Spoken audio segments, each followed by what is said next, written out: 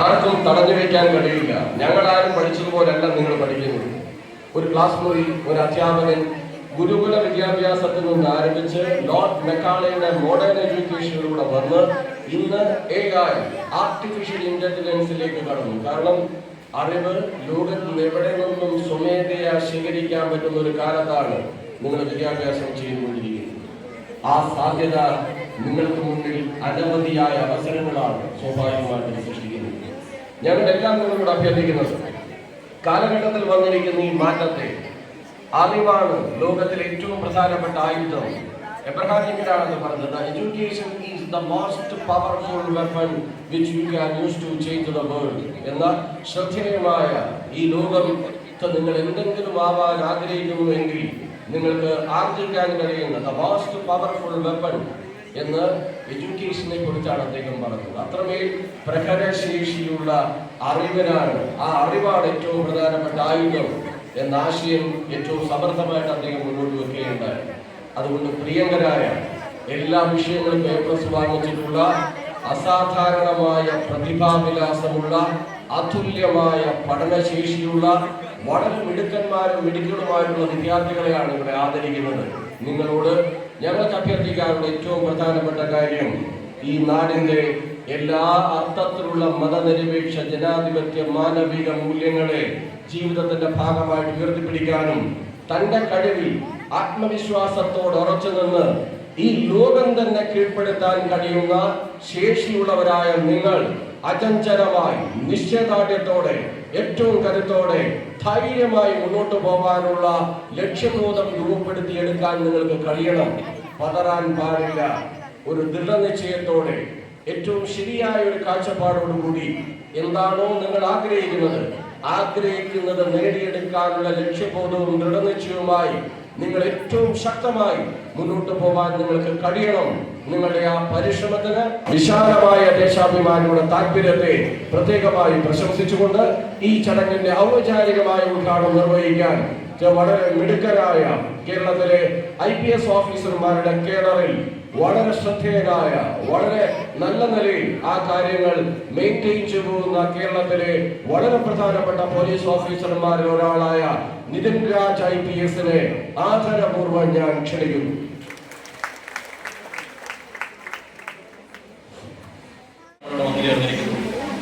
ആ പ്രധാനപ്പെട്ട നിമിഷം എന്ന് പറയുന്നത് ഒരു വിജയം ആഘോഷിക്കുന്നതിന് വേണ്ടിയിട്ടാണ് നമ്മളെല്ലാവരും ഇവിടെ ഒത്തുചേർന്നിരിക്കുന്നത് എന്നുള്ളതാണ്. നേരത്തെ അധ്യക്ഷ പ്രസംഗത്തിലും സ്വാഗത പ്രസംഗത്തിലും സൂചിപ്പിച്ചതുപോലെ നിങ്ങളുടെയൊക്കെ ജീവിതത്തിലെ മനോഹരമായ യാത്രയിൽ എന്നും ഓർമ്മിക്കാൻ പറ്റുന്ന രീതിയിലേക്കുള്ള ഏറ്റവും മനോഹരമായിട്ടൊരു ഏടായി ഈ ഒരു ദിവസത്തെ അടയാളപ്പെടുത്തുന്നതിന് വേണ്ടിയിട്ട് വളരെ ഏറെ നാളുകൾ ഇതിന്റെ പിന്നിൽ നിങ്ങളെ ഇവിടെ കൊണ്ടെത്തിക്കുന്നതിന് വേണ്ടി ഇങ്ങനെ അനുമോദന യോഗം നടത്തുന്നതിന് വേണ്ടിയിട്ടൊക്കെ ഇതിന്റെ സംഘാടകർ സ്വാഭാവികമായിട്ടും പരിശ്രമിച്ചിട്ടുണ്ട്. ആ പരിശ്രമത്തിന്റെ ഫലമായിട്ടാണ് ഇന്ന് ഈ നവനീതം ഓഡിറ്റോറിയത്തിൽ നിറഞ്ഞ കവിഞ്ഞ രീതിയിലേക്ക് ആൾക്കാർ എത്തിച്ചേർന്നിരിക്കുന്നത് എന്ന് ഞാൻ മനസ്സിലാക്കുന്നു. ഈ വിജയത്തിന്റെ പിന്നിൽ പരിശ്രമിച്ച ഓരോരുത്തരെയും അനുമോദിക്കുന്ന ഈ നിമിഷത്തിൽ നമ്മൾ സ്വാഭാവികമായിട്ട് ചോദിക്കുന്ന ഒരു ചോദ്യം, ഈ വിജയം ആരുടേതാണ്?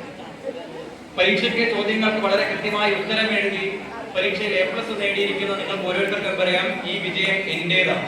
പക്ഷേ അതിന്റെ കൂടെ ഒരു നാട് പറയുന്നത് ഈ വിജയം നമ്മുടെ നാടിന്റേത് കൂടിയാണ് എന്ന് പറയുന്നിടത്ത് വളരെ മികച്ച വിജയം നേടിയ എല്ലാവരെയും ഈ ഒരു അവസരത്തിൽ അനുമോദിക്കാൻ ഞാൻ ആഗ്രഹിക്കുകയാണ്. ഈ വിജയം ആരുടേതാണ് എന്ന് പറയുന്ന ചോദ്യം വളരെ പ്രധാനപ്പെട്ടതാണ്. കാരണം നമ്മൾ വളർന്ന വഴികളിൽ നമ്മുടെ കൂടെ ഉണ്ടായിരുന്ന അധ്യാപകർ, നമ്മുടെ കൂടെ നിന്ന രക്ഷിതാക്കൾ, നമുക്ക് പഠിക്കാനുള്ള ഏറ്റവും മികച്ച ഭൗതിക സാഹചര്യം ഉണ്ടാക്കിയിരിക്കുന്ന നമ്മുടെ ഭരണകൂടം തുടങ്ങി നമ്മളെ പഠിക്കുന്നതിന് വേണ്ടി, പഠിക്കാൻ പ്രേരിപ്പിക്കുന്നതിന് വേണ്ടിയിട്ടൊക്കെ നമ്മുടെ കൂടെ നിന്ന മനുഷ്യരെയൊക്കെ നമുക്ക് ചേർത്ത് പിടിക്കാൻ പറ്റിയിട്ടുണ്ട്.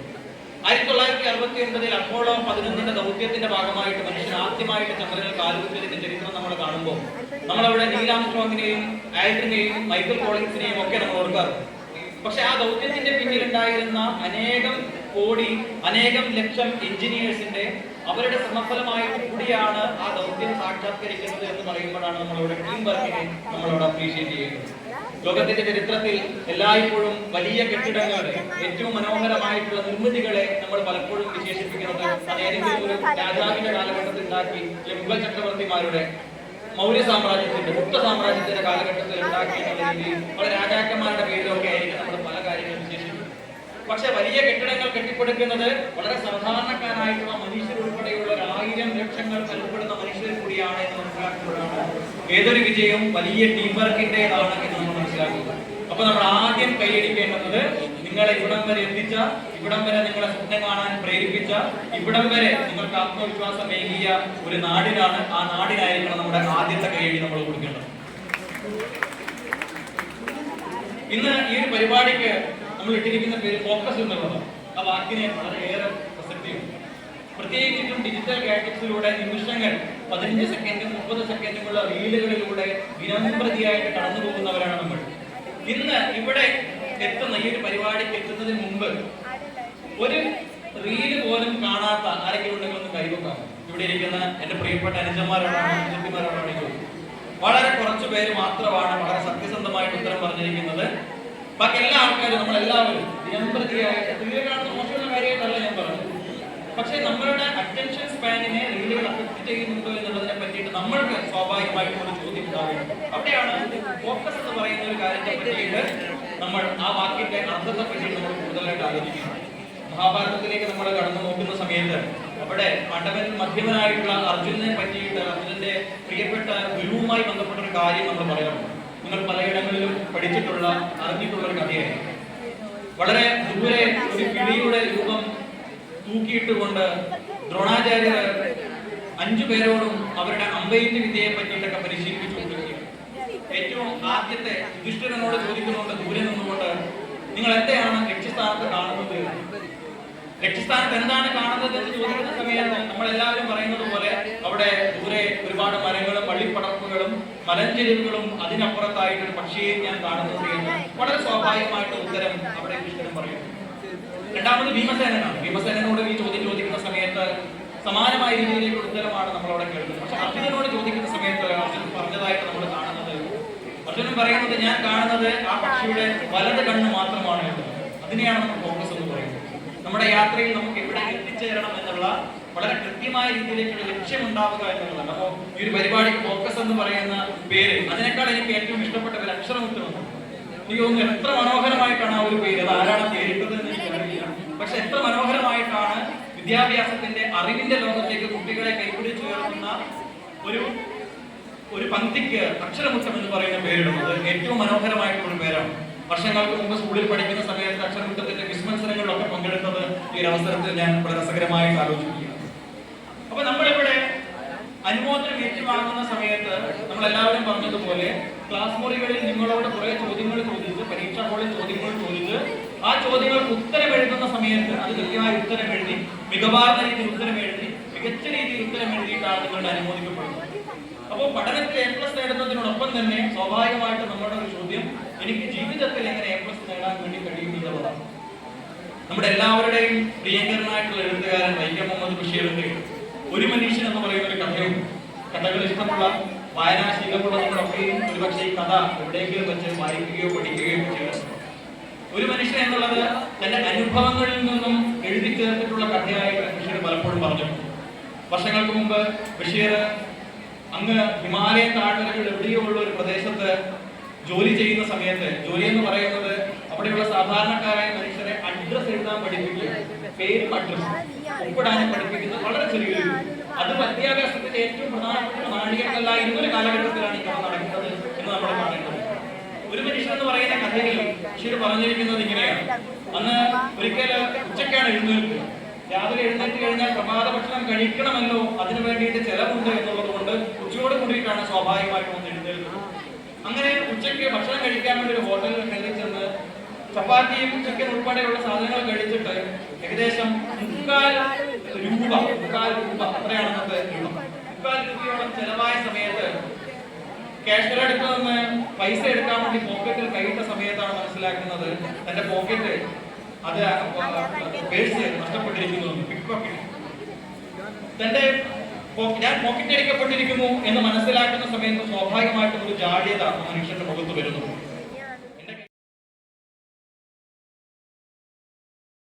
അദ്ദേഹത്തെ സ്നേഹപൂർവ്വം വേദിയിലേക്ക് ക്ഷണിക്കുകയാണ്. ശ്രീ കെ രാജേഷിന്റെ വാക്കുകളിലേക്ക് നമുക്ക് പോകാം.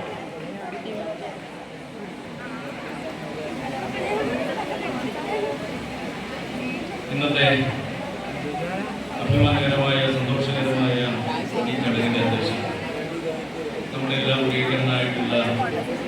MLA സുമേഷ് ഈ അനുമോദന പരിപാടി ഉദ്ഘാടനം ചെയ്തിട്ടുള്ള കണ്ണൂർ സിറ്റി പോലീസ് കമ്മീഷണർ കൂടിയായിട്ടുള്ള ശ്രീ നിതിൻ രാജ് IPS, അദ്ദേഹത്തെ വളരെ കുറച്ചു കാലമായി മുഖ്യമന്ത്രിയുടെ പ്രൈവറ്റ് സെക്രട്ടറിയുടെ ചുമതല നിർവഹിച്ച് പ്രവർത്തിക്കുന്ന ഘട്ടം മുതൽ തന്നെ വളരെ അടുത്ത് ബന്ധപ്പെടാൻ വേണ്ടി കഴിഞ്ഞിട്ടുള്ള ഒരു പോലീസ് ഉദ്യോഗസ്ഥനാണ്. ഏൽപ്പിച്ച ചുമതലകളെല്ലാം അതിമനോഹരമായി നിർവഹിക്കുന്ന ഒരു ഉദ്യോഗസ്ഥനാണ്. പല രീതിയിൽ മാറ്റം വന്നിട്ടുണ്ട്. ഇപ്പം ഞങ്ങളൊക്കെ പഠിച്ച എങ്ങനെ ഒന്നാം പാനിപ്പത്ത് യുദ്ധം ഉണ്ടായപ്പോൾ 1526 1526 100 തവണ. രണ്ടാം പാനിപ്പത്ത് യുദ്ധം ഉണ്ടായപ്പോൾ 1554 1556 ഉരുവിട്ട പിടിക്കുക. A+B the whole square is equal to A square plus 2AB plus B square. എനിക്ക് ഉത്തരം അറിയില്ല. പക്ഷെ ഇത് എങ്ങനെയാ കിട്ടിയെന്ന് ചോദിച്ചാൽ എനിക്ക് അറിയില്ല. ബൈഹാർട്ടാക്കിയിട്ട് പഠിച്ചതാണ്. 11 11 111 12 12 144. ഇതൊക്കെ നമ്മൾ അമേരിക്കയിൽ അങ്ങനെ പോയിട്ട് ഇങ്ങനെ പറയുന്നുണ്ടെങ്കിൽ അവിടെയുള്ള ലക്ഷ്യങ്ങൾ വിചാരിക്കും ഞാൻ കണക്കിൽ ഭയങ്കര വിദഗ്ധനാണ്. അതല്ലല്ലോ ബൈഹാർട്ടാക്കി പഠിക്കുന്നത്. ബൈഹാർട്ടാക്കി പഠിക്കുന്ന ഒരു രീതിയാണ് ഞങ്ങൾക്ക് ഉണ്ടായിരുന്നത്. എനിക്ക് ഓർമ്മയുണ്ട്, 2ാം ക്ലാസ് പഠിക്കുന്ന സമയത്ത് എന്നോട് നാരായണ മാഷ് ഒരു പഴഞ്ചൊല്ലി എഴുതാൻ പറഞ്ഞു. എനിക്ക് പെട്ടെന്ന് കിട്ടിയില്ല. മാഷ് പറയുന്ന 100 തവണ എഴുതിക്കോ. ഇപ്പൊ എനിക്ക് ഓർമ്മയുണ്ട്. കാക്ക കുളിച്ചാൽ പൊക്കാകുന്നു, കാക്ക കുളിച്ചാൽ പൊക്കാകുന്നു. അപ്പൊ ഞാൻ 100 തവണ എഴുതി പഠിച്ചു. പരീക്ഷ വന്നപ്പോൾ പരീക്ഷക്കും ഉത്തരം എഴുതി. പക്ഷേ ആ സമയത്തൊക്കെ ഞാനിങ്ങനെ മനസ്സിൽ വിചാരിക്കുകയായിരുന്നു, ഉത്തരം എഴുതുമ്പോൾ മനസ്സിൽ വിചാരിക്കുകയായിരുന്നു, എന്താ കാക്ക കുളിച്ചാൽ പൊക്കാകും, എന്താ ഏർപ്പാട് തന്നെ പിടിയിട്ടില്ല. ഞാൻ ചിന്തിച്ചത് കാക്ക കുളിച്ചാൽ കാക്കക്ക് പിന്നെ ഒരു പൊക്ക് വരുമെന്നാണ്. അതുകൊണ്ട് കാക്ക കുളിക്കുന്ന സമയത്ത് നല്ല പോയി നോക്കും, കാക്കക്ക് അഡീഷണൽ ആയിട്ടൊരു പൊക്ക് വന്നിട്ടുണ്ടോ. പക്ഷെ കാക്കക്ക് പൊക്കൊന്നും വന്നിട്ട് കാണുന്നില്ല. കുറെ കഴിഞ്ഞപ്പോഴാണ് കാര്യം മനസ്സിലാക്കുന്നത്. ഈ കൊക്ക് എന്ന് പറഞ്ഞാൽ നമ്മുടെ നാട്ടിൽ ഈ കൊക്കിന് കൊച്ചാന്നാ പറയും. കാക്ക കുളിച്ചാൽ കൊച്ചയാകുമോ എന്ന് ചോദിച്ചാൽ എനിക്ക് കൃത്യമായിട്ട് ഉത്തരം കിട്ടി. കറുത്ത കാക്ക കുളിച്ചാൽ കൊച്ച വെളുത്ത കൊച്ചയാകില്ല എന്ന അർത്ഥത്തിലാണ് ഇത് ഉപയോഗിച്ചത് എനിക്ക് മനസ്സിലായി. പക്ഷേ എന്റെ നാട്ടിൽ കൊക്കെന്ന് പറഞ്ഞാൽ നമ്മൾ പഠിക്കുന്ന കൊക്ക് എന്ന് പറഞ്ഞാൽ പക്ഷിക്കൊക്ക. അതുകൊണ്ട് കാക്ക കുളിച്ചാൽ കൊക്കാകുമോ എന്ന് എഴുതുന്ന സമയത്ത് ഞാൻ മനസ്സിൽ ചിന്തിക്കുകയായിരുന്നു. കാക്ക കുളിച്ചാൽ പിന്നെ ഒരു കൊക്ക് വരൂ ഈ കാക്ക. ഞാൻ വെറുതെ പറയാൻ. എന്നിട്ട് കാക്ക കുളിക്കുന്ന സമയത്ത് ഞാൻ പോയി നോക്കിയിട്ടുണ്ട് പിന്നെ ഒരു കൊക്ക് വരുന്നുണ്ടോ. അങ്ങനെ ബൈഹാർട്ടാക്കി പഠിക്കുന്നതിന് ഒരു കുഴപ്പമായി കാര്യം മനസ്സിലാക്കി പഠിക്കാത്തതിന്റെ പ്രശ്നമാണ്. ഞങ്ങളൊക്കെ ബൈഹാർട്ടാക്കി പഠിക്കുമ്പോൾ ഒരു കുഴപ്പം തന്നെ പരീക്ഷയ്ക്ക് വലിയ ഈ ചരിത്രമൊക്കെ ഇങ്ങനെ മുഴുവൻ അക്ഷരവും വാക്കും അതേപടി ബൈഹാർട്ടാക്കി വെച്ചിട്ട് നേരെ പരീക്ഷയ്ക്ക് പോയിട്ട് എഴുതുന്ന സമയത്ത് ഇടയ്ക്ക് ഒരു വാക്ക് മറന്നുപോയാൽ പിന്നെ തോന്നില്ല. പിന്നെ അവിടെ സ്റ്റക്കായിട്ട് ഇങ്ങനെ ഇരിക്കുകയില്ല. അത് ആലോചിച്ചില്ല, ആ വാക്ക് ആലോചിച്ചില്ല. അതിന് പകരം ഒരു സബ്സ്റ്റിറ്റ്യൂട്ട് കിട്ടില്ല. കാരണം ബൈഹാർട്ടാക്കി പഠിച്ചതിന് കുഴപ്പമെന്ന് അവസാന സമയം നോക്കും. അങ്ങനെയാണ് ഞങ്ങൾ പഠിച്ചത്. എന്നാൽ ഇപ്പൊ നമ്മളെ കുട്ടികൾ പഠിക്കുന്നത് എങ്ങനെയാണ്? ഇപ്പൊ കുട്ടികൾ പഠിക്കുമ്പോൾ നിങ്ങൾ കണ്ടിട്ടുണ്ടാവും, ഇപ്പോ കുട്ടികൾ ചാർട്ട് പേപ്പർ തയ്യാറാക്കുന്ന കണ്ടിട്ടുണ്ടാവും, ഇലകൾ ശേഖരിക്കുന്നത് കണ്ടിട്ടുണ്ടാവും. ഇപ്പൊ ഞങ്ങളൊക്കെ നിറം പഠിക്കുന്ന വെബ്ജിയോർ എന്ന മാഷെന്ന് പറഞ്ഞു. അതിന്റെ ഓരോ അക്ഷരം പറഞ്ഞു SSLC ഹയർ സെക്കൻഡറി പരീക്ഷകളിൽ മുഴുവൻ A+ അതുപോലെ മുഴുവൻ മാർക്ക് നേടിയിരിക്കുന്ന മിടുക്കരായിട്ടുള്ളവരാണ്. നിങ്ങൾ ഒരു കാര്യം പ്രത്യേകം ഓർക്കണം. നിങ്ങളെ പോലെ തന്നെ ഒരുപക്ഷെ അതിലേറെ മിടുക്കരായിട്ടുള്ള പല കുഞ്ഞുങ്ങളും നിങ്ങളുടെ ഇടയിൽ ഉണ്ടായിരുന്നു. പക്ഷെ എന്തുകൊണ്ടോ അവർക്ക് ഈ നേട്ടം അർഹരാകാൻ സാധിച്ചില്ല. പല കാര്യങ്ങളുണ്ട്. അതിൽ ഏറ്റവും നിങ്ങൾ ഓർക്കേണ്ടത് അധ്യാപകരോടൊപ്പം തന്നെ നിങ്ങളുടെ രക്ഷിതാക്കൾ നിങ്ങൾക്ക് നൽകിയ പിന്തുണയാണ്. നേരത്തെ ഇവിടെ സൂചിപ്പിച്ചു, പല കുഞ്ഞുങ്ങളും സ്കൂളുകൾ പോകാതെ നമുക്ക് നേരിൽ കാണാം അല്ലേ, നമ്മുടെ നാട്ടിൽ തന്നെ ഉണ്ട്. അച്ഛൻ്റെ അമ്മയുടെ ഒപ്പം ഇങ്ങനെ പണിസ്ഥലങ്ങളിൽ പോകുന്ന കുഞ്ഞുങ്ങളെയൊക്കെ നമ്മൾ കാണാറുണ്ട്. അപ്പം നിങ്ങൾ ഇപ്പോൾ ഒരു പ്രത്യേക ഒരു വഴിത്തിരിവിലാണ്. SSLC അല്ലെങ്കിൽ ഹയർ സെക്കൻഡറി എന്ന് പറയുന്നത് ഒരു ടേണിംഗ് പോയിന്റ് ആണ്. ഇവിടെ നിങ്ങൾ മികച്ച നേട്ടങ്ങളൊക്കെ കൈവരിച്ച് നിൽക്കുന്നു. ഇനി നിങ്ങൾ ചിന്തിക്കേണ്ടത് ഒരു 10 വർഷം കഴിഞ്ഞാൽ നിങ്ങൾ എവിടെ ആയിരിക്കണം. ഞാനിത് എല്ലാവർക്കും ഒരുപാട് വേദികളിൽ ഇതുപോലെ നിങ്ങളെ പോലെ കുഞ്ഞുങ്ങളായിട്ട് സംസാരിച്ചിട്ടുണ്ട്. അപ്പൊ അവിടെ എല്ലാം പറയുന്ന ഒരു കാര്യം ഇത് മാത്രമാണ്. 10 വർഷം കഴിഞ്ഞാൽ നിങ്ങൾ ആരായിരിക്കണം എന്നുള്ള ഒരു തീരുമാനം ഏകദേശം ഇതോടെ നിങ്ങൾ എടുത്തിട്ടുണ്ടാകും. ഇനി അതിലേക്കുള്ള ആ ലക്ഷ്യം പൂർത്തിയാക്കാനുള്ള യാത്രയിലാണ്. അപ്പൊ ഇതുവരെ നിങ്ങളോടൊപ്പം നിന്ന നിങ്ങളുടെ മാതാപിതാക്കൾ ഒരുപക്ഷെ ഇനി അടുത്ത മേഖലയിലേക്ക് നിങ്ങൾ പോകുമ്പോൾ അവർ നിങ്ങളോടൊപ്പം കാണത്തില്ല. നിങ്ങൾ ദൂരെ ഉള്ള സ്ഥലങ്ങളിൽ വീട്ടിൽ നിന്ന് മാറി നിന്നൊക്കെ പഠനാവശ്യത്തിനായിട്ട് മാറി നിന്ന് പോകേണ്ട ഒരു ഘട്ടത്തിലേക്ക് വരികയാണ്. അപ്പോഴവിടെ നിങ്ങളെ നേർവഴിയിലേക്കാണ് ഓരോ കാര്യത്തിലും ശ്രദ്ധിക്കാതെ നിങ്ങളുടെ മാതാപിതാക്കളൊപ്പം ഇല്ല എന്നുള്ള കാര്യങ്ങൾ ശ്രദ്ധിക്കുക. എന്നാൽ നിങ്ങളുടെ ഈ ലക്ഷ്യത്തിലേക്ക് എത്തുന്നതിന് വിഘാതമായ തടസ്സം നീക്കാൻ ഒരുപാട് കാര്യങ്ങൾ അവിടെ ഉണ്ടാവാൻ സാധ്യത. അപ്പൊ നിങ്ങളെ കുറിച്ച് പറയാൻ ഇപ്പം എല്ലാവർക്കും അറിയാം, ഇപ്പൊ 2000 ശേഷം ജനിച്ച കുഞ്ഞുങ്ങളാണ് നിങ്ങൾക്ക് ഒരുപാട് ബൗദ്ധികമാണ് ഒരുപാട് മുന്നിലാണ് ഇവിടെ ഒരുപാട്. ഇപ്പൊ തന്നെ എനിക്ക് പോലും എന്റെ അനന്തരവനാണ് ഈ ഫോണിലുള്ള പല കാര്യങ്ങളും പഠിപ്പിക്കുക. അവൻ ആരും പറഞ്ഞു കൊടുത്തതല്ല അല്ലേ. നിങ്ങൾക്കൊരു ഫോൺ കയ്യിലോട്ട് തന്നാൽ അതിനകത്ത് എന്തെല്ലാം ആപ്ലിക്കേഷൻസ് ഉണ്ട്, അല്ലെങ്കിൽ ഓൺലൈനായിട്ട് ടൂൾ കിറ്റുകളൊക്കെ വരുത്തി സ്വന്തമായിട്ട് ഓരോ കാര്യങ്ങൾ ഉണ്ടാക്കി വീട് പരീക്ഷണശാല പോലെയാണ്. അപ്പൊ അങ്ങനെ ബുദ്ധിയുള്ള നിങ്ങൾ പലരും എന്തുകൊണ്ടാണ് പ്രൊഫഷണൽ കോഴ്സുകൾ ചേർന്ന് 1 വർഷം കഴിയുമ്പോൾ പലരും പഠനം മുടങ്ങുന്നു, പഠനത്തിൽ നിന്ന് മാറുന്നു, മറ്റു പല രീതിയിലേക്ക് പോകുന്നു. അപ്പൊ അങ്ങനെ വരുമ്പോൾ നിങ്ങൾ ഓർക്കേണ്ട ഒരു കാര്യം, ഈ നിങ്ങളുടെ ലക്ഷ്യത്തിന് തടസ്സമായിട്ട് വരുന്ന എല്ലാത്തിനോടും നോ എന്ന് പറയാനുള്ള ഒരു ധൈര്യം നിങ്ങൾക്കുണ്ടാവണം. ഇത് എല്ലാ വേദിയിലും ഇത് മാത്രമാണ് എനിക്ക് പറയാനുള്ളത്. കാരണം അങ്ങനെ ഒരു കാലഘട്ടത്തിലാണ് നമ്മളിപ്പം കാലഘട്ടത്തിലൂടെ നമ്മളിപ്പോൾ കടന്നു പോകുന്നത്. ഒരിക്കലും നിങ്ങളെ പോലെ ഇതുപോലെയുള്ള വേദികളിൽ നിന്ന് സമ്മാനങ്ങളൊക്കെ വാങ്ങിയ കുട്ടികളാണ് 1 വർഷം കഴിഞ്ഞ് 2 വർഷം കഴിയുമ്പോൾ നമ്മൾ പത്രത്തിലൂടെ അവരെ കുറിച്ച് ഈ പറഞ്ഞ രീതിയിലുള്ള കാര്യങ്ങളൊക്കെ അവർ ആയിട്ട് കാണേണ്ടി വരും. അപ്പൊ ഒരിക്കലും അവർ നിങ്ങളെ പഠിപ്പിക്കുന്ന സമയത്ത് അവർ ആഗ്രഹിച്ചിട്ടിരുന്നില്ല ഈ പറഞ്ഞ പോലെ ഈ ലഹരി ഉപയോഗിക്കണമെന്നോ അല്ല. ശരിക്കും അവർക്ക് അറിയാം ലഹരി ഉപയോഗിച്ചുള്ള കാര്യങ്ങൾ അവരുടെ ഭാവിയെ ജീവിതം ആകെ തകിടം മറിക്കുന്നൊക്കെ അവർക്കറിയാം. പക്ഷെ എന്തുകൊണ്ട് പിന്നെ ഇത്രയും ബുദ്ധിയുള്ള ആ കുഞ്ഞുങ്ങൾ ഈ വഴിയിലേക്ക് പോകും? എനിക്ക് തോന്നുന്ന ഒരേ ഒരു കാര്യം, ആ തുടക്കത്തില് നോ പറയാനുള്ള ഒരു ധൈര്യമില്ലായ്മയാണ്. അപ്പൊ അത് നിങ്ങൾ മനസ്സിൽ വെക്കുക.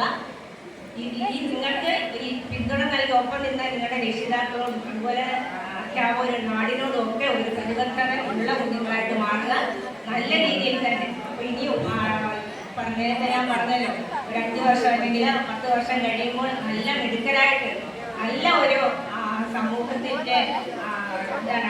അടിത്തറയാവേണ്ട നിങ്ങൾക്ക് അതിന് സാധിക്കട്ടെ എന്ന് മാത്രം പറയുന്നു. എല്ലാവർക്കും ഒന്നുകൂടി ഹൃദയം നിറഞ്ഞ ആശംസ അർപ്പിച്ചുകൊണ്ട് നമസ്കാരം. നന്ദി ശ്രീ ശൈലി മേഡം. ദേശാഭിമാനി ഫോക്കസ് 2025 കരിയർ ഫെസ്റ്റിന്റെ പരിപാടിയിൽ ആശംസ അർപ്പിച്ചുകൊണ്ട് സംസാരിക്കുന്നു KSTA ജില്ലാ സെക്രട്ടറി KC സുനിൽ സർ. അദ്ദേഹത്തെ സ്നേഹപൂർവ്വം വേദിയിലേക്ക് ക്ഷണിക്കുകയാണ്. വേദിയിൽ സദസ്സിലുള്ള ബഹുമാനിയെ പ്രിയപ്പെട്ടവരെ, ദേശാഭിമാനിയെ സംബന്ധിച്ചിടത്തോളം ഏറെ അഭിമാനകരമായ ഒരു മുഹൂർത്തമാണ്. നമ്മുടെ കുട്ടികൾ ഏറ്റവും മികച്ച വിജയം കരസ്ഥമാക്കുമ്പോൾ അതിനാവശ്യമായ ഒരു സാമൂഹ്യ സാഹചര്യം കേരളത്തിൽ സൃഷ്ടിക്കുന്നതിൽ വലിയ പങ്ക് വഹിച്ച ഒരു പത്രം എന്ന നിലയിൽ മാസ്റ്ററായി എത്തിയിട്ടുണ്ട്. ഒട്ടേറെ ബിരുദാനന്തര ബിരുദങ്ങൾ നേടിയിട്ടുള്ള അദ്ദേഹം നിങ്ങളുടെ ജീവിത യാത്രയിൽ ഏറ്റവും നല്ല വഴിത്തിരിവായ ഒരു ക്ലാസ് കൈകാര്യം ചെയ്യുമെന്ന് നമുക്ക് വിശ്വസിക്കാം. ഇവിടെ അടുത്തതായി നമുക്ക് ഏറ്റവും മികച്ച വിജയം, അതായത് +2 പരീക്ഷ SSLC പരീക്ഷയിൽ 1200-ൽ 1200 മാർക്കും +2 പരീക്ഷയിൽ ഫുൾ മാർക്ക് വാങ്ങിയ 2 പേരെയാണ് നമ്മൾ ആദ്യമായിട്ട് അഭിനന്ദിക്കുന്നത്. ഈ അനുമോദനം ഏറ്റുവാങ്ങുന്നതിന് വേണ്ടി Adithyan R Nambeesan CP/NSS GHSS മാതമംഗലത്തെ Adithyan R Nambeesan, അതുപോലെ തന്നെ സഹല ഹാജറ ഇർഷാദ്, ഇവരെ സ്നേഹപൂർവ്വം ക്ഷണിക്കുകയാണ്. ഇവർക്ക് സമ്മാനം നൽകുന്നത് നമ്മുടെ പ്രിയ രാകേഷ് സാറാണ്. അദ്ദേഹത്തെ സ്നേഹപൂർവ്വം വേദിയിലേക്ക് ക്ഷണിക്കുന്നു. സമ്മാനം ഏറ്റുവാങ്ങുന്നതിനായി മുഴുവൻ മാർക്ക് വാങ്ങിച്ച കുഞ്ഞുങ്ങളെ സ്നേഹപൂർവ്വം ക്ഷണിക്കുന്നു.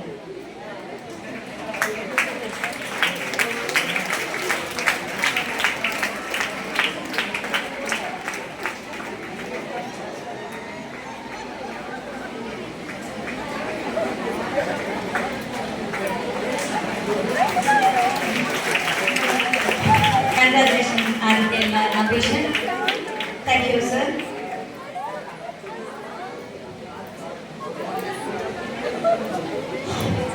അടുത്തതായി നിതിൻ രാജ് സാറാണ് സമ്മാനം കൊടുക്കുന്നത്. സമ്മാനം ഏറ്റുവാങ്ങുന്നതിനായി സഹന ഹാജരെ സ്നേഹപൂർവ്വം ക്ഷണിക്കുന്നു. Congratulations Sahana. Thank you Nithin sir.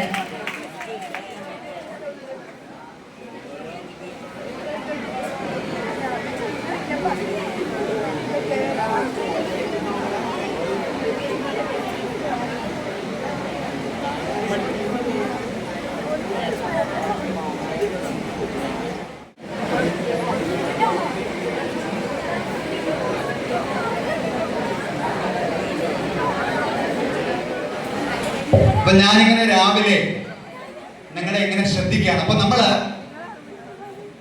കുറെ സമയമായി ഇരിക്കുന്നത്, നമ്മുടെ ചിന്തകൾ ഇങ്ങനെ കുറെ സമയം ഇരിക്കുമ്പോൾ സ്വാഭാവികമായും നമ്മുടെ മനസ്സ് പലയിടങ്ങളിൽ സഞ്ചരിക്കും. അപ്പൊ നിങ്ങളെല്ലാം ഇവിടെ കൂടിയിരിക്കുന്നവരെല്ലാം മികച്ച നിലയിൽ വിജയം നേടിയവരാണ്. അപ്പൊ നമുക്ക് നിങ്ങൾക്ക് ഒരു സെൽഫ് അപ്രിസിയേഷൻ വേണം. അതിന് നിങ്ങൾ എല്ലാവരും ഒന്ന് കൈയടിച്ചേ.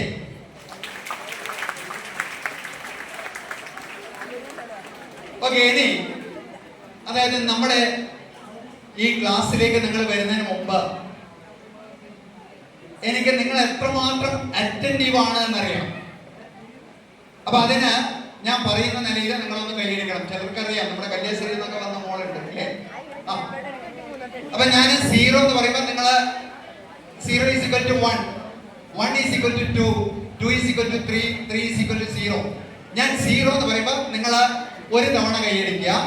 1 എന്ന് പറയുമ്പോൾ 2, 2 എന്ന് പറയുമ്പോൾ 3, 3 എന്ന് പറയുമ്പോൾ കൈയടിക്കരുത്. നിങ്ങൾ ശ്രദ്ധിച്ച് കൈയടിക്കണം. ഞാൻ ചിലപ്പോൾ ഓർഡർ മാറ്റും. ഓക്കെ, 0. അല്ല, ശബ്ദം പോരല്ലോ, ആ മോളിലുള്ളവരെ അടിക്കണം കേട്ടോ. 0, 1, 3. യെസ്, ഞാൻ പറഞ്ഞത് എന്താണ്, നമ്മൾ ശ്രദ്ധിക്കണം. ശ്രദ്ധയാണ് ഏറ്റവും പ്രധാനം. കാരണം നമ്മുടെ ജീവിതത്തില്, നമ്മുടെ മുന്നോട്ടുള്ള യാത്രയിൽ നമുക്ക് ഏറ്റവും ആവശ്യമായ ഒരു കാര്യം എന്ന് പറയുന്നത് ശ്രദ്ധയാണ്. അപ്പൊ ഇതെന്തുകൊണ്ടാണ് നിങ്ങൾ ചിലർ ഞാൻ പറഞ്ഞിട്ട് കൈയടിച്ചത്? നിങ്ങൾ ശ്രദ്ധിക്കാത്തത് കൊണ്ട് മാത്രമല്ല. നമ്മുടെ മനസ്സ് എന്ന് പറയുന്നത് അത് ഒരു പ്രത്യേക താളത്തിലാണ് നമ്മുടെ മനസ്സ് സഞ്ചരിച്ചു കൊണ്ടിരിക്കുന്നത്. നമ്മുടെ കുട്ടിക്കാലം മുതൽ നമ്മൾ കേൾക്കുന്ന വാക്കുകൾ, നമ്മൾ അനുഭവിക്കുന്ന ജീവിതം, ഇതെല്ലാം നമ്മുടെ ഉള്ളില്, നമ്മുടെ വ്യക്തിത്വ രൂപീകരണത്തില് വളരെ പ്രധാനമായിട്ട് പ്രവർത്തിച്ചുകൊണ്ടിരിക്കും.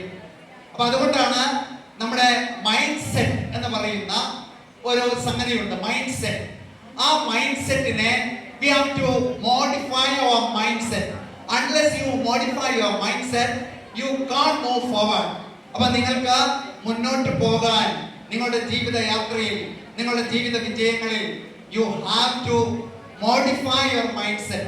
Okay, once again 0 പോലെ ശബ്ദം പോരാ, നല്ല, അതായത് ഈ കയ്യടി എന്ന് പറയുന്നത് യഥാർത്ഥത്തില് നമ്മൾ വിചാരിക്കും ഈ കൈയടിച്ചിട്ട് കാര്യം, ഇത് നമ്മുടെ ബ്ലഡ് ഫ്ലോ, അതായത് നമ്മുടെ ശരീരത്തിലൂടെയുള്ള രക്തമാണ് നമ്മുടെ ഊർജത്തിന്റെ പ്രധാനപ്പെട്ട നിദാനം എന്ന് പറയുന്നത്. ആ ഊർജത്തിന്റെ ഫ്ലോ വളരെ മെച്ചപ്പെട്ട നിലയിലേക്ക് കൊണ്ടുവരാൻ സഹായിക്കുന്ന ഒരു എക്സസൈസ് കൂടിയാണ് ഈ ക്ലാപ്പിംഗ് എന്ന് പറയുന്നത്. ഓക്കെ, വൺസ് അഗൈൻ 0, 1, 2, ഇനി 3 വേണ്ട. ഓക്കെ, അപ്പൊ നമ്മള് ഇവിടെ എല്ലാവരും ഒത്തുചേർന്നിരിക്കുകയാണ്.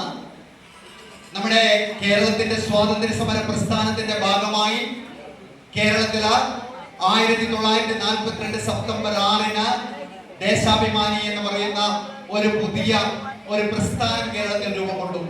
പിന്നീട് 1946 ഒരു പത്രമായി മാറി. അങ്ങനെ കേരളത്തിന്റെ സാമൂഹ്യ ഭൂമികയില് വളരെ പ്രധാനമായ മാറ്റങ്ങൾക്ക് തുടക്കമിട്ട, ഇന്ത്യൻ സ്വാതന്ത്ര്യ സമരത്തെ പ്രചോദിപ്പിച്ച, കേരളത്തിന്റെ ഇന്ന് കാണുന്ന നേട്ടങ്ങൾക്കും മാറ്റങ്ങൾക്കും ഊർജ്ജം.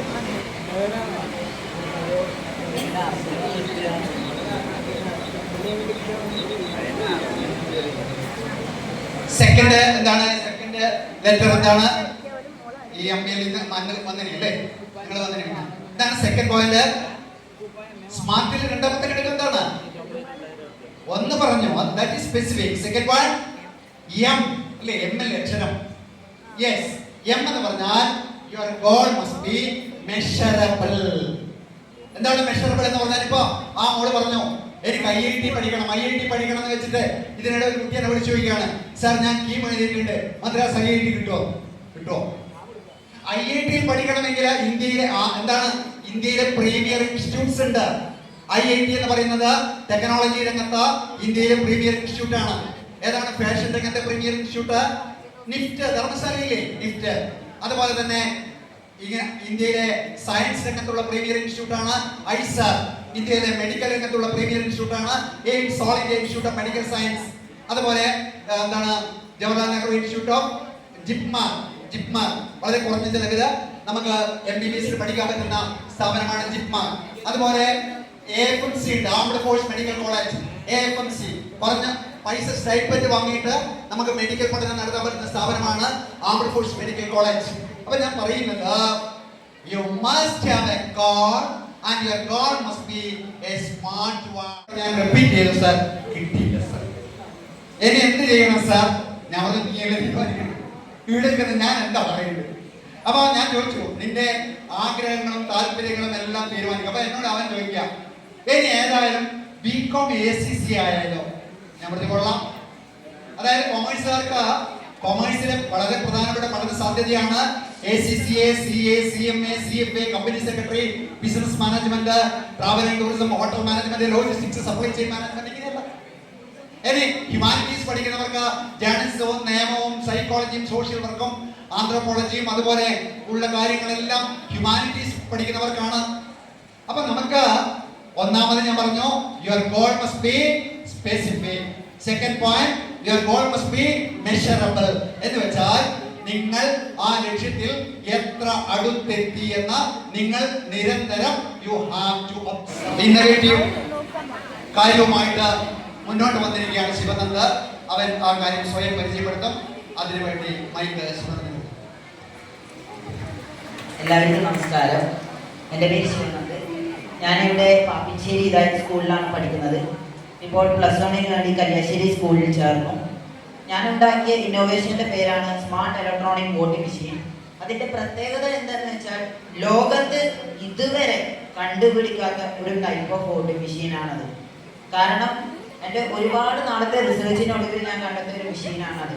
അതിൻ്റെ പ്രത്യേകത തന്നെ, ഫസ്റ്റത്തെ പ്രത്യേകത എന്ന് പറയുന്നത് വോട്ടറെ തന്നെ തിരിച്ചറിയുന്ന മെഷീനാണ്. പല സാങ്കേതിക വിദ്യയുടെ സെൻസേഴ്സ് ഉപയോഗിച്ച് വോട്ട് ചെയ്യാൻ വരുന്നവരെ തന്നെ തിരിച്ചറിയുന്ന ഒരു ടൈപ്പ് ഓഫ് മെഷീനാണ് ഞാൻ ഉണ്ടാക്കിയത്. രണ്ടാമത്തെ കാര്യം എന്ന് പറയുന്നത് നമുക്ക് അതിൽ എത്ര വേണമെങ്കിൽ വോട്ട് ചെയ്യാം. എന്താണെന്ന് വെച്ചാൽ നമ്മളിപ്പോൾ നിലവിൽ ഉപയോഗിക്കുന്ന മെഷീൻ്റെ പേരാണ് VVPAT. എല്ലാവരും അതായത് 18 വയസ്സ് കഴിഞ്ഞ എല്ലാ മുതിർന്ന വ്യക്തികളും ഇതുവരെ ചെയ്തു കൊണ്ടുവരുന്ന ഇലക്ഷനിലൊക്കെ ഉപയോഗിച്ച മെഷീൻ്റെ പേരാണ് VVPAT. അതിൻ്റെ പരിമിതി എന്നത് അതിൽ 2000 വോട്ടുകൾ മാത്രമേ ചെയ്യാൻ പറ്റൂ. എന്നാൽ എൻ്റെ വോട്ടിൻ്റെ ഞാൻ ഇതുവരെ ഇപ്പോൾ കണ്ടുപിടിച്ച വോട്ടിംഗ് മെഷീൻ്റെ ചെയ്യാൻ പറ്റുന്ന വോട്ടിൻ്റെ എണ്ണം 6 ലക്ഷമാണ്. 6 ലക്ഷം വരെ വോട്ട് അതിൽ ചെയ്യാൻ പറ്റും. അതുകൂടാതെ ഞാൻ അതിനെ കുറച്ചുകൂടി മോഡിഫൈ ചെയ്ത വെർഷനിൽ എത്ര വേണമെങ്കിലും നമുക്ക് ചെയ്യാൻ പറ്റും. ആ ഒരു ടൈപ്പ് ഓഫ് വോട്ടിംഗ് മെഷീനാണ്. മാത്രമല്ല ഇതിൻ്റെ വേറൊരു പ്രത്യേകത എന്ന് പറഞ്ഞാൽ നമുക്കിത് എവിടെ നിന്ന് വേണമെങ്കിൽ നമുക്കിതിനെ ആക്സസ് ചെയ്യാൻ കഴിയും. ഫോണിലൂടെ നമുക്ക് എവിടെ നിന്ന് വേണമെങ്കിൽ ആക്സസ് ചെയ്യാൻ കഴിയും. മാത്രമല്ല ഇപ്പം നമ്മൾ സാധാരണ പോളിംഗ് ഓഫീസറൊക്കെ ചുറ്റിലിരുന്ന് അവരെ നമ്മളെ സാങ്ഷൻ ആക്കിയതിന് ശേഷമാണ് വോട്ട് പോയിട്ട് ചെയ്യാറ്. എന്നാൽ നമ്മൾ വോട്ട് ചെയ്യാൻ പോകുന്ന സ്ഥലത്ത് ഒരു പോളിംഗ് ഓഫീസറിൻ്റെ ആവശ്യമില്ലാതെ തന്നെ നമുക്ക് പോയി വോട്ട് ചെയ്തിട്ട് വരാൻ പറ്റുന്ന ഒരു രീതിയിലെ വോട്ടിംഗ് മെഷീനാണ് ഞാൻ ഇവിടെ ചെയ്തിട്ടുള്ളത്. അതുപോലെ തന്നെ നമുക്ക് വേണമെങ്കിൽ ഈ പോളിംഗ് ഓഫീസർക്ക് ഫോണിലൂടെ നമുക്ക് അവർക്ക് അറിയാൻ പറ്റും ആരെല്ലാം വന്ന് ചെയ്തു, ആരെല്ലാമാണ് കള്ള വോട്ട് ചെയ്തത്, എത്ര വോട്ട് ചെയ്തു എന്നൊക്കെ. അത് മാത്രമല്ല ഈ മെഷീനിലെ വേറൊരു ഫംഗ്ഷൻ ഓൺ ആക്കുമ്പോൾ നമുക്ക് ഈ ഫോണിലൂടെ തന്നെ നമുക്ക് റിസൾട്ട് കാണാൻ പറ്റും. അതുകൂടാതെ തന്നെ ഈ റിസൾട്ട് എന്നേക്കുമായിട്ട് പെർമനന്റ് ആയിട്ട് സേവ് ചെയ്യാൻ കഴിയും. ഇതുകൂടാതെ തന്നെ ഞാൻ 5ഓളം മെഷീൻസ് ഉണ്ടാക്കിയിട്ടുണ്ട്. Smart parking system, smart goggles, smart zebra crossing, Dremel machine, അങ്ങനെ പൊതുവെ മെഷീൻസൊക്കെ ഞാൻ ഉണ്ടാക്കിയിട്ടുണ്ട്. ഞാൻ ഇപ്പോൾ എൻ്റെ എയിം എന്നത് IAS ആണ്. പക്ഷേ അതോടൊപ്പം എനിക്കൊരു എഞ്ചിനീയർ ആവണം. റോബോട്ടിക്സ് മേഖലയാണ് ഞാൻ തിരഞ്ഞെടുക്കുന്നത്. ഞാനിപ്പോൾ JEE അഡ്വാൻസ്, അതായത് JEE മെയിൻസും അഡ്വാൻസും ഒക്കെ ക്ലിയർ ചെയ്യാൻ വേണ്ടിയിട്ട് ഞാൻ അതിന് പ്രിപ്പയർ ചെയ്തുകൊണ്ടിരിക്കുകയാണ് എൻട്രൻസിന് വേണ്ടിയിട്ട്. അതോടൊപ്പം തന്നെ സിവിൽ സർവീസിനും വേണ്ടി ഞാൻ പ്രിപ്പയർ ചെയ്യുന്നു. Thank you. പ്രിയമുള്ള സഹോദരി സഹോദരന്മാരെ, ഏറ്റവും പ്രിയപ്പെട്ട ഒരു മക്കൾ, ദേശാഭിമാനിയുടെ നേതൃത്വത്തിൽ വളരെ അഭിനന്ദനാർഹമായ ഒരു പരിപാടിയാണ് രാവിലെ മുതൽ ഇവിടെ നടന്നുകൊണ്ടിരിക്കുന്നത്. നമ്മുടെ ജില്ലയിലെ SSLC +2 ഫുൾ A+ കിട്ടിയ കുട്ടികളും അതുപോലെ തന്നെ 1200 കിട്ടിയ കുട്ടികളെയും അനുമോദിക്കുന്ന ചടങ്ങാണ് ഇവിടെ നടക്കുന്നത്. ഞാനൊരു വലിയ പ്രസംഗത്തിനൊന്നും മുതിരുന്നില്ല, കാരണം രാവിലെ ഇതിൻ്റെ ഉദ്ഘാടനത്തിൻ്റെ ഭാഗമായി ബഹുമാന്യായ SP, അതുപോലെ തന്നെ നമ്മുടെ മുൻ MP-യും MLA-യും ഒക്കെ വളരെ വിശദമായി ഇതുമായി ബന്ധപ്പെട്ടുകൊണ്ടുള്ള കാര്യങ്ങൾ സംസാരിച്ചിട്ടുണ്ട്. കുട്ടികൾ പെട്ടെന്ന് വരണം. ചൊക്ലി വന്ന് നിൽക്ക്, ചൊക്ലി.